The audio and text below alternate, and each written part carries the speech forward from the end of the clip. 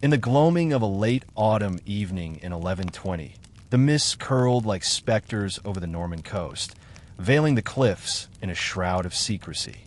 King William Ætheling, heir to the English throne, stepped aboard the white ship, its timbers groaning under the weight of ambition and wine-soaked revelry. The sea whispered warnings, but the young king, flushed with youth and hubris, stood resolute, his silhouette a fleeting etching against the fading light. By dawn, the ship was gone, swallowed by the churning abyss. No cry, no wreckage, no trace of the king remained. The tide kept its counsel, and history turned its page into shadow.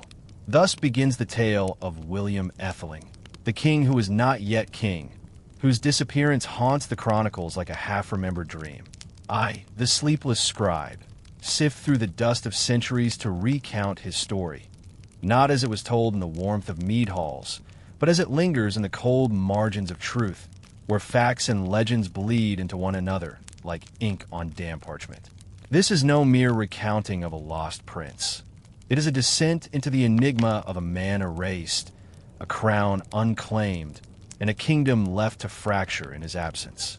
William, sole legitimate son of King Henry I, was the golden thread in the Norman tapestry, woven to bind a fractious realm.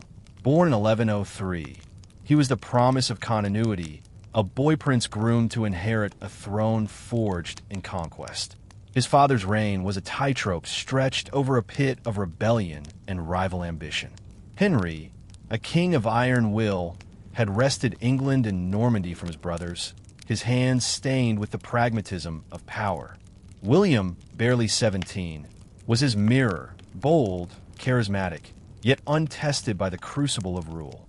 The court buzzed with his potential, a beacon of stability in a world where loyalty was as fleeting as a winter sun.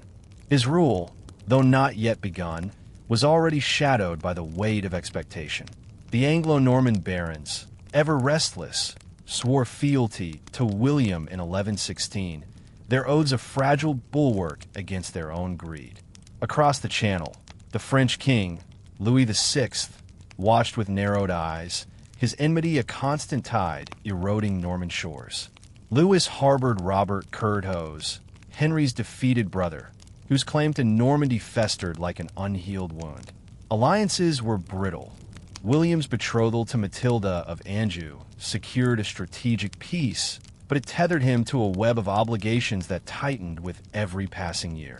The boy was a pawn in a game of kings, his every step shadowed by those who sought to wield or destroy him. The white ship was no ordinary vessel. It was a symbol of Norman pride, its sails taut with the arrogance of a dynasty that believed it could tame the sea itself. On November 25, 1120, the ship set out from Barfla, carrying William and a glittering entourage of nobles, their laughter drowning out the wind's unease. The crew, drunk on both ale and hubris, vowed to outrace the king's own fleet. The night was moonless, the sea a black mirror reflecting nothing but fate. A jagged reef, hidden beneath the waves, tore the ship asunder. The chronicles speak of a single survivor, a butcher from Rouen, who clung to wreckage and whispered of chaos, of screams swallowed by water, of a king who vanished into the deep. What became of William Ætheling? The question gnaws at history's bones, unanswered and unanswerable. The sea offers no confessions, and the cliffs of Barful stand silent, their secrets locked in stone. Yet the absence of a body breeds speculation, and speculation breeds legend. Some say the ship was cursed, its doom a divine judgment on Norman ambition. Others whisper of sabotage, a rival's hand guiding the ship to its ruin. Perhaps Louis VI or a disgruntled baron who saw in William's death a chance to reshape the board. The chronicler Orderic Vitalis, his quill trembling with the weight of loss, wrote only of tragedy, but his silences speak louder than his words. Theories multiply like shadows in a storm. One tale, whispered in Norman taverns, claims William survived, washed ashore in some forgotten cove, living out his days as a hermit, his identity forsaken to escape assassination. Another, darker still, suggests he was betrayed by those closest to him, perhaps even his own kin, wary of his growing power. The Angevins, tied to William by marriage, had their own designs on the throne. Could they have ensured his erasure? No evidence supports these murmurs, yet they persist, curling like smoke through the centuries. The absence of proof is their fuel, the mystery their lifeblood. The facts, such as they are, offer little clarity. The white ship sank swiftly, its passengers unprepared for the cold embrace of the Channel. William's youth and inexperience made him no match for the sea's indifference. The chronicles agree. No body was recovered. No royal ring or seal washed ashore. The court was plunged into despair. Henry I's grief a silent wound that bled into his rule.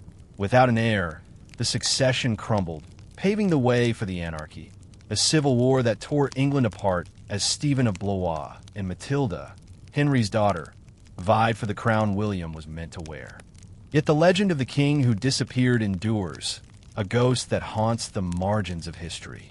In the villages of Normandy, old men still tell of a spectral figure seen on stormy nights, standing at the cliff's edge, staring out to sea. They call him the Lost King, his fate a riddle wrapped in salt and sorrow. Was he victim or architect of his own vanishing? Did he drown in the cold embrace of the waves? Or did he slip away, choosing oblivion over a crown too heavy to bear? The truth, if it exists, lies buried beneath centuries of silence, a secret kept by the tide. The kingdom moved on, as kingdoms do, but the echo of William's absence lingers. His enemies triumphed in his loss. His allies mourned a future stolen. The Norman dynasty, once unyielding, fractured under the weight of what might have been. I, the sleepless scribe, turn the pages of the past, searching for answers that refuse to be found. The king who disappeared without a trace is more than a man. He is a question, a wound, a shadow that stretches across time. And as the mists roll over the Norman coast, they carry his name, whispered by the wind, unanswered by the sea.